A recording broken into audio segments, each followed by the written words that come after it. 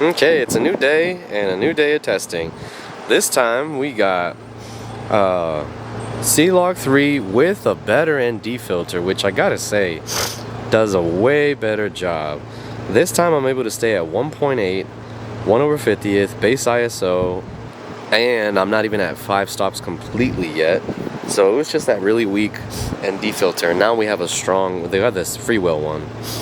So this is probably going to yield way better results.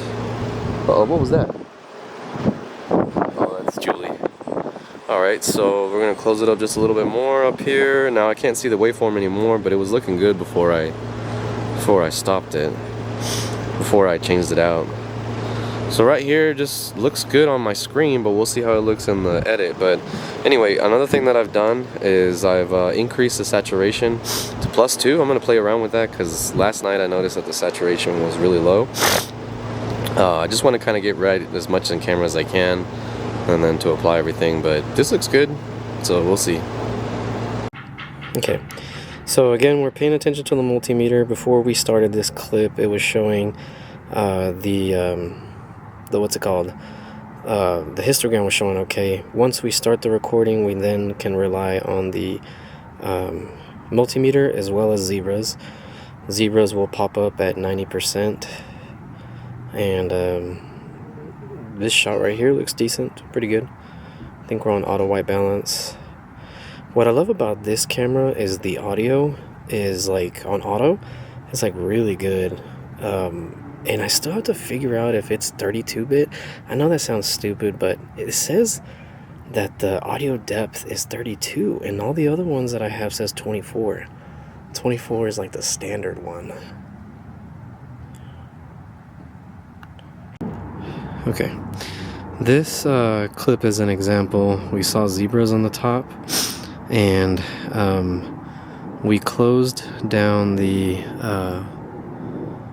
ND filter all the way. What I want to see really quick is if I close down the aperture a little bit more. Now right here we're hovering between 1 and 2 at f2.2. I'm just not sure what the image is going to look like once we finalize it. Again, there's not a lot of dynamic range, and this is APS-C, so I have to realize that full frame is just going to give me better results. But we got rid of the zebras. We're paying attention to the multimeter. So what I want to do is just make sure that I understand this camera, how to expose it correctly, and how to get good images. Okay, right here we're at 5 stops on the ND. The histogram looked fine, a little bit towards the left. Multimeter's bouncing between 1 to 2. I'm at f2 right here. I feel like my hands are shaking. I just got done with the workout.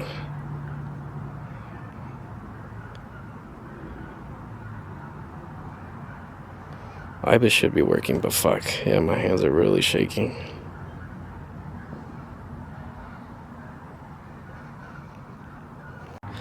Okay, this is a scenario where the multimeter is at 0, but the histogram looked really good and the image looks good on my screen. So we're about to find out if that was accurate or not. Depending on where I'm pointing at, I guess is where the multimeter is going to shine down at, because when I point down, it goes to 1. When I'm pointing at the dark areas, it's at 0. So we'll see. I guess in that kind of situation, I'd have to kind of pay attention to the histogram more than anything. But again, I noticed noise even outdoors and some of the black dark areas like on the roof. That's just, it is what it is, I suppose. I keep saying like APS-C, but I mean it's true.